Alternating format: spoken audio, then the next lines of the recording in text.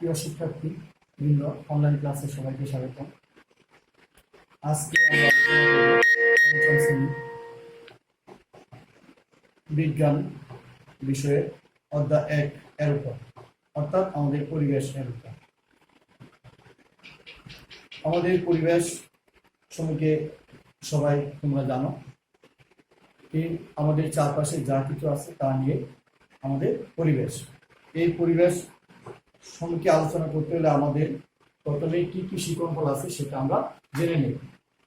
শিক্ষণফল প্রথমেই আমরা কি কি জানতে পারবো, পরিবেশ কি তা জানতে পারবো, জীব ও জল উপাদান সম্পর্কে জানতে পারবো, জীব বেঁচে থাকার জন্য কিভাবে জল উপাদান পদার্থের উপর নির্ভরশীল তা জানতে পারবো, বাস্তুসংস্থান কি তা জানতে পারবো, পরাগায়ন কি তা জানতে পারবো। এখন তোমাদের পাঠ্য বই 2 পৃষ্ঠা সবাই বের করো। পৃষ্ঠা 2, জীব ও জলের মধ্যকার সম্পর্ক। আমাদের পরিবেশের মধ্যে 2 ধরনের উপাদান আছে, জীব এবং জল। এর মধ্যে কি কি সম্পর্ক আছে আমরা দেখি। প্রথমেই আসি জীব কাকে বলে। আমাদের চারপাশে যাদের জীবন আছে, চলাফেরা করতে পারে, নড়াচড়া করতে পারে, তাদেরকে আমরা জীব বলি। আর জল হলো যারা চলাফেরা করতে পারে না, নড়াচড়া করতে পারে না, এক স্থানে স্থির থাকে এবং তাদের জীবন নেই, তারা হলো জল। এখানে তোমাদের বইয়ে দেখো পৃষ্ঠা 2, এখানে জীব এবং জলের সম্পর্কে চিত্র দেওয়া আছে।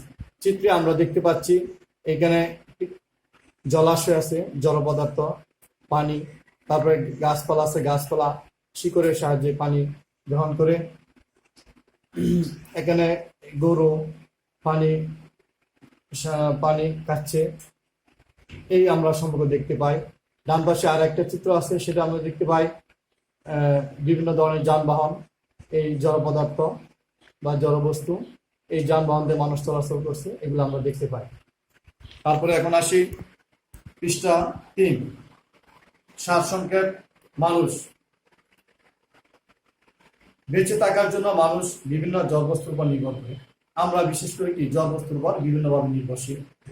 বিশেষ করে আমরা যখন শ্বাস গ্রহণ করি তখন শ্বাস গ্রহণের জন্য বায়ু এবং পান করার জন্য পানি প্রয়োজন। আমরা এগুলি জড় পদার্থ থেকে গ্রহণ করি। পুষ্টির জন্য খাবার প্রয়োজন। এখন আমরা জানতে হবে পুষ্টি কি। পুষ্টি হলো এক ধরনের প্রক্রিয়া। পুষ্টি হলো জীবদের বৃদ্ধি ও বেঁচে থাকার জন্য প্রয়োজনীয় খাদ্য উপাদান। আমি আবার বলছি, পুষ্টি হলো জীবদের বৃদ্ধি ও বেঁচে থাকার জন্য প্রয়োজনীয় খাদ্য উপাদান। খাদ্য উপাদান বিভিন্ন ধরনের আছে, যেমন আমিষ, শর্করা, এই জাতীয়।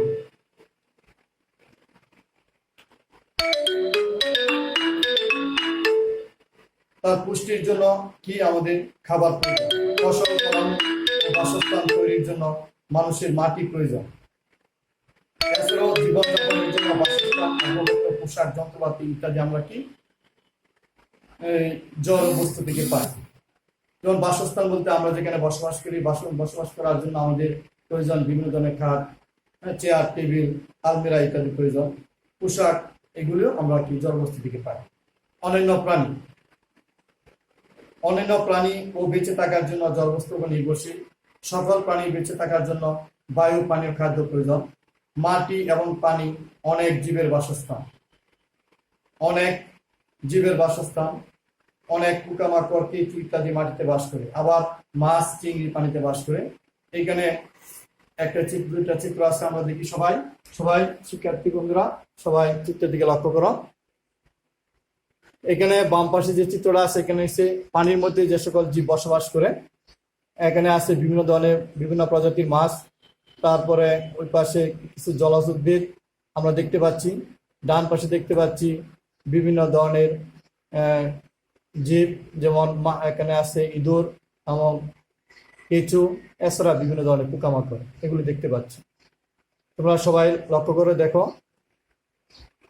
তারপরে আসি, আমরা এখানে দেখলাম চিত্রের মাধ্যমে অন্যান্য প্রাণী কিভাবে মাটি বসবাস করছে। উদ্ভিদ, পরিবেশে বেঁচে থাকার জন্য উদ্ভিদ বিভিন্ন জড়বস্তুর উপর নির্ভর করে।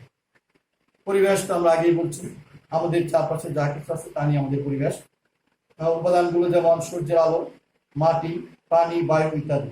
উদ্ভিদ সূর্যের আলো, পানি ও বায়ু থেকে কার্বন ডাই অক্সাইড ব্যবহার করে নিজের খাদ্য নিজেই তৈরি করে। উদ্ভিদ নিজের খাদ্য নিজে তৈরি করতে পারে, কিন্তু আমরা তা পারি না। কিভাবে? সূর্যের আলো ব্যবহার করে। আবার পানি আবার কি বিভিন্ন উদ্ভিদের আবাসস্থল।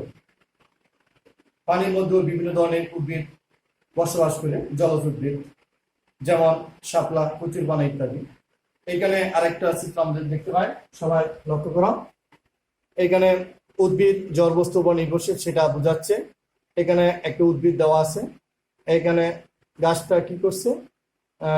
সূর্যের আলোর সাহায্যে খাদ্য গ্রহণ করে কার্বন ডাই অক্সাইড গ্রহণ করছে, আবার অক্সিজেন ত্যাগ করছে, সেটা এখানে দেখানো হচ্ছে। এটা আমরা সবাই দেখতে পেলাম। প্রিয় শিক্ষার্থীবৃন্দ, সবাই মনোযোগ সহকারে লক্ষ্য করো। জীব বেঁচে থাকার জন্য পরিবেশের বিভিন্ন জড় বস্তুর উপর নির্ভরশীল। কোন স্থানে সকল জীব ও জড় এবং তাদের মধ্যকার পারস্পরিক ক্রিয়া হলো ওই স্থানে বাস্তুসংস্থান। এটা এক ধরনের সংক্ষিপ্ত প্রশ্ন আসতে পারে সমাপনী পরীক্ষা অথবা আমাদের স্কুলের সাময়িক পরীক্ষা। আমি আবার পড়ছি, কোন স্থানে সকল জীব ও জড় তাদের মধ্যকার বলতে জীব ও জড়ের পারস্পরিক ক্রিয়া হলো ওই স্থানের বাস্তুসংস্থান। তারপরে আসি উদ্ভিদ ও প্রাণীর পারস্পরিক নির্ভরশীলতা, মানে একে অপরের উপর যে নির্ভরশীল সেটা আমরা চিত্রের মাধ্যমে দেখব। তোমরা সবাই খাতা কলম বের করো। দেখো এখানে আছে একটা চকে দেখানো আছে পারস্পরিক নির্ভরশীলতাটা। একটা চক অঙ্কন করো সবাই। জীব বাম পাশে, উদ্ভিদ প্রাণী কিভাবে পরস্পর নির্ভরশীল সেটা আমরা দেখব। এখানে চিত্রের নিচে আমরা দেখতে পাই, চিত্রের মধ্যে গরু কি করছে? ঘাস খাচ্ছে, তৃণজাতীয়। আবার ওইখানে কাঠ বিড়ালি কিছু কাটছে দেখা যাচ্ছে, ওই গাছ থেকে সম্ভবত ফল নিয়ে খাচ্ছে। গাছ থেকে ফল নিয়ে পাখি উড়ে যাচ্ছে, সেটা অন্য জায়গায় বসে খাবে, সেখান থেকে গাছের বংশবিস্তার হবে। তারপরে এখানে গাছের উপরে দেখছি একটা বানর বসে আছে, তারপরে পাখিও দেখতে পাচ্ছি। আবার গরু কি যে মল ত্যাগ করছে সেটা উদ্ভিদের প্রয়োজন লাগবে। তারপরে এখানে আছে বিভিন্ন উদ্ভিদের ফুলের মধ্যে প্রজাপতি বসে আছে, ওরা পরাগায়নে সাহায্য করছে। এসব আমরা দেখতে পাচ্ছি। এভাবে আমরা কি বুঝতে পারলাম? যে উদ্ভিদ এবং প্রাণী একে অপরের উপর নির্ভরশীল, সেটা আমরা দেখতে পেলাম। তারপরে আসি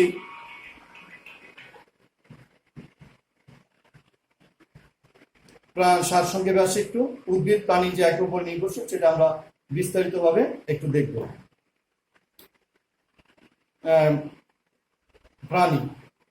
প্রাণী বিভিন্নভাবে, মানে আমরা বিভিন্নভাবে উদ্ভিদের উপর নির্ভরশীল। যে উদ্ভিদ, আমরা জানি উদ্ভিদ কি অক্সিজেন ত্যাগ করে, সেই অক্সিজেনটা আমরা কি শ্বাস গ্রহণের সময় ব্যবহার করি। উদ্ভিদের বিভিন্ন অংশ আছে, কাণ্ড, শাখা, ফলমূল, এই প্রাণীরা কি করে? খাদ্য হিসেবে গ্রহণ করে। উদ্ভিদ আবার অনেক প্রাণীর আবাসস্থল। ওই উদ্ভিদের মধ্যে অনেক প্রাণী বসবাস করে, বাসা বেঁধে বসবাস করে অথবা অন্যভাবে বসবাস করে। তারপর বানর, কাঠবিড়ালি, পোকামাকড় ইত্যাদি গাছে বাস করে। মানুষও তার বাসস্থান তৈরিতে উদ্ভিদ ব্যবহার করে। আমি আগে একবার বলছিলাম যে মানুষের যে আমাদের যে বাসস্থান প্রয়োজন সেটা অনেকাংশে কাঠের উপর নির্ভরশীল। তারপরে আসি উদ্ভিদ আমরা জানি, তোমরাও জানো যে কি বৃদ্ধি, পরাগায়ন ও বীজের বিস্তরণের জন্য প্রাণীর উপর নির্ভরশীল। এখন এখানে পরাগায়নটা একটু নতুন শব্দ। পরাগায়নটা কি সেটা আমি বলছি। বীজ সৃষ্টির লক্ষ্যে, মানে বীজটা হচ্ছে কি উদ্ভিদের বংশবিস্তারের মাধ্যম। বীজ সৃষ্টির লক্ষ্যে এক কুল থেকে অন্য কুলে পরাগরেণু স্থানান্তরের প্রক্রিয়াকে পরাগায়ন, মানে এক কুল থেকে অন্য কুলে যে পরাগরেণুর স্থানান্তর হয় সেই প্রক্রিয়াকে পরাগায়ন বলি আমরা। উদ্ভিদ খাদ্য তৈরির জন্য প্রাণীর ত্যাগ করা কার্বন ডাইঅক্সাইড ব্যবহার করে।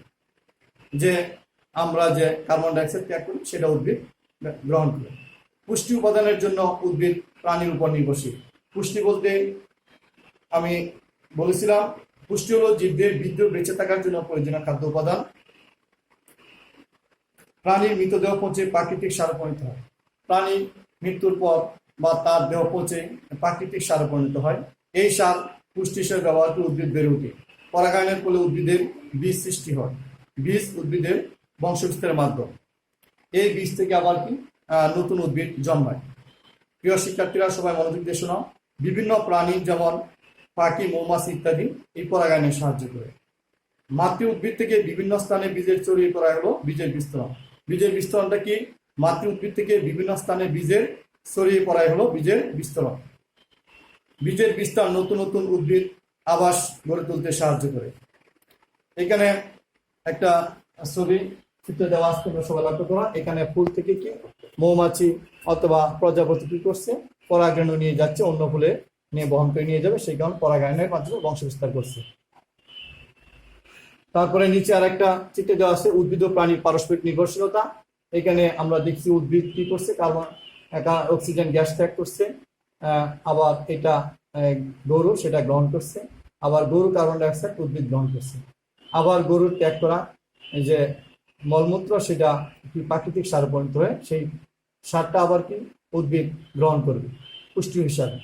এইভাবে আমরা কি উদ্ভিদ প্রাণীর নির্ভরশীলতা দেখতে পাচ্ছি। আমরা এই অধ্যায়ের অংশটুকু মানে পড়ার পর উদ্ভিদ প্রথমে পড়লাম জীবজড়ের মধ্যকার সম্পর্ক, তারপরে আসি বিভিন্ন মানুষ, প্রাণী, উদ্ভিদ এগুলোর বর্ণনা দেখলাম। তারপরে পড়লাম উদ্ভিদ ও প্রাণীর পারস্পরিক নির্ভরশীলতা, তারপরে দেখলাম বিভিন্ন পরাগায়নে কিভাবে সাহায্য করে।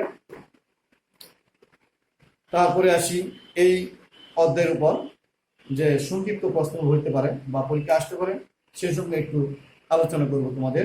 তোমরা সবাই খাতা নিয়ে রেডি থাকো, আমার সাথে সাথে তোমরা দেখবে এবং লিখবে, যাতে তোমাদের পরবর্তীতে কাজে লাগবে, পরীক্ষায় আসতে পারে। এই ধরনের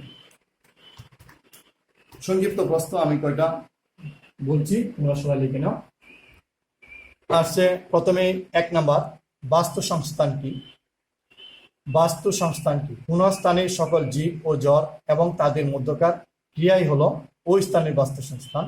কোন স্থানের সকল জীব ও জড় এবং তাদের মধ্যকার ক্রিয়াই হলো ওই স্থানের বাস্তু সংস্থান। 2, বীজের বিস্তরণ বলতে কি বুঝো? বীজের বিস্তরণ বলতে কি বুঝো? মাতৃ উদ্ভিদ থেকে বিভিন্ন স্থানে বীজের ছড়িয়ে পড়াই হলো বীজের বিস্তরণ। মাতৃ উদ্ভিদ থেকে বিভিন্ন স্থানে বীজের ছড়িয়ে পড়াই হলো বীজের বিস্তরণ। উদ্ভিদ কোথা থেকে শক্তি পায়? উদ্ভিদ কোথা থেকে শক্তি পায়? উদ্ভিদ সূর্য থেকে শক্তি পায়। আমি আবার বলছি, উদ্ভিদ সূর্য থেকে শক্তি পায়। ঘাস কোন ধরনের উদ্ভিদ? ঘাস তৃণজাতীয় উদ্ভিদ, অর্থাৎ তৃণ বলতে আমরা বুঝি লতা পাতা জাতীয় উদ্ভিদ। 5 নাম্বার, ক্লোরোফিল কি? ক্লোরোফিল কি? উদ্ভিদের পাতার সবুজ কণিকা হচ্ছে ক্লোরোফিল। উদ্ভিদের পাতার সবুজ কণিকা হচ্ছে ক্লোরোফিল। উদ্ভিদের পাতার সবুজ কণিকা হচ্ছে ক্লোরোফিল, যা উদ্ভিদের খাদ্য তৈরিতে সহায়তা করে। 6 নাম্বার, সালোক সংশ্লেষণ কি? সালোক সংশ্লেষণ প্রক্রিয়া কি? সালোক সংশ্লেষণ প্রক্রিয়া হলো এমন একটি জৈব রাসায়নিক প্রক্রিয়া, এমন একটি জৈব রাসায়নিক প্রক্রিয়া যার মাধ্যমে সবুজ উদ্ভিদ খাদ্য তৈরি করে। সালোক সংশ্লেষণ প্রক্রিয়া হলো এমন একটি জৈব রাসায়নিক প্রক্রিয়া যার মাধ্যমে সবুজ উদ্ভিদ খাদ্য তৈরি করে। তারপরে দেখি আরো কিছু প্রশ্ন আছে, সেটা আমি বলছি। 7 নাম্বার, দেখো সবাই লক্ষ্য করো, পরাগায়ন কি? আমি বলছিলাম মধ্যে আবার দেখো, বীজ সৃষ্টির লক্ষ্যে এক ফুল থেকে অন্য ফুলে পরাগরেণু স্থানান্তরের প্রক্রিয়াকে পরাগায়ন বলে। বীজ সৃষ্টির লক্ষ্যে এক ফুল থেকে অন্য ফুলে পরাগরেণু স্থানান্তরের প্রক্রিয়াকে পরাগায়ন বলে। 8, উদ্ভিদের পরাগায়নে সহায়তা করে এমন দুটি প্রাণীর নাম লিখো। উদ্ভিদের পরাগায়নে সহায়তা করে এমন দুটি প্রাণীর নাম লিখো। প্রজাপতি ও পাখি। প্রজাপতি ও পাখি। 9 নাম্বার, পরিবেশ সংরক্ষণ কাকে বলে? পরিবেশ সংরক্ষণ কাকে বলে? প্রাকৃতিক সম্পদের সুরক্ষা। প্রাকৃতিক সম্পদ বলতে আমরা বুঝি যে সকল সম্পদ প্রকৃতি থেকে পাই। প্রাকৃতিক সম্পদের সুরক্ষা ও যথাযথ ব্যবহার হচ্ছে পরিবেশ সংরক্ষণ। 10 নাম্বার, পরিবেশ সংরক্ষণের 2টি উপায় লেখো। পরিবেশ সংরক্ষণের 2টি উপায় লেখো। পরিবেশ সংরক্ষণের 2টি উপায় হলো বনভূমি সংরক্ষণ 1 নাম্বার, 2 নাম্বার জনসচেতনতা বৃদ্ধি। জনসচেতনতা বৃদ্ধি। 11, যোগ্যতা ভিত্তিক ধরনের সালমান প্রতিদিন সকালে পানি পান করে। এটি পরিবেশের কোন ধরনের উপাদান? সালমান প্রতিদিন সকালে পানি পান করে। এটি পরিবেশের কোন ধরনের উপাদান? এটি পরিবেশের জড় উপাদান। আমরা জানি পানি জড় পদার্থ, এটি পরিবেশের জড় উপাদান। 12, উদ্ভিদের বেঁচে থাকার জন্য একান্ত প্রয়োজন কোনটি? উদ্ভিদের বেঁচে থাকার জন্য একান্ত প্রয়োজন কোনটি? উদ্ভিদের বেঁচে থাকার জন্য একান্ত প্রয়োজন হলো সূর্যের আলো, বায়ুর কার্বন ডাইঅক্সাইড ও পানি। উদ্ভিদের বেঁচে থাকার জন্য একান্ত প্রয়োজন হলো সূর্যের আলো, বায়ুর কার্বন ডাইঅক্সাইড ও পানি। এই সংক্ষিপ্ত প্রশ্ন 12। তারপরে তোমাদের এখন বাড়ির কাজ দিই। বাড়ির কাজ হচ্ছে তোমরা এইগুলি রিভিউ করবা যেগুলি। তারপরে তোমাদের বই পৃষ্ঠা নম্বর 8, পৃষ্ঠা 8 অধ্যায় 1-এর সংক্ষিপ্ত প্রশ্ন 1 থেকে 4 নং পর্যন্ত, এগুলো বাসায় পড়বে এবং লিখবে, মুখস্থ করবে। আজকে বলতে সবাই ভালো থেকো, সুস্থ থেকো এবং বাসায় অবস্থান করবে। খুদা হাফেজ।